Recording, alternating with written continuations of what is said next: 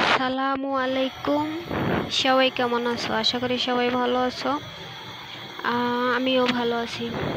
আজ আমি কসুর ফুল, অর্থাৎ এটাকে কোথাও বলা হয় কসুর ছড়া, কোথাও কসুর গাটি, কোথাও আবার কসুরমুখী, আর আমরা বলি কসুরমুখী। তোমরা কে কি নামে পরিচিত কমেন্টে অবশ্যই জানাবে। আর সেই কসুরমুখী গাছে এই ফুলগুলো হয়।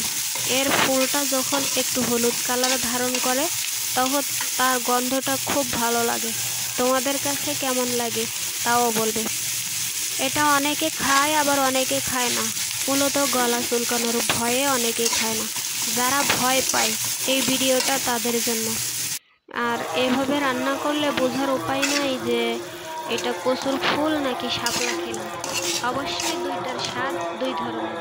একটা কথা বলা হয়নি, ওই যে ফুল হলুদ হওয়ার কথা বলছি, সেই হলুদ একটা ফুলও দিয়ে দিলাম। তার গন্ধটা আমার তরকারি জুড়ে থাকবে, আর তখনই তরকারির স্বাদ বেড়ে দ্বিগুণ হয়ে যাবে।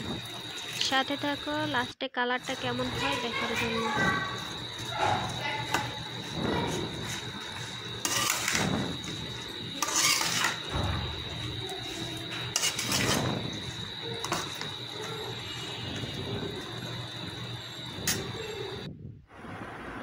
দেখো কালারটা এরকমের হয়ে গেছে। যেহেতু এটা ভাজি তরকারি, সেজন্য কালারটা এরকমের হয়ে গেছে। তবে খেয়ে অনেক স্বাদ পাবে। যাদের গলা চুলকায় তারা এইভাবে রান্না করে খেও।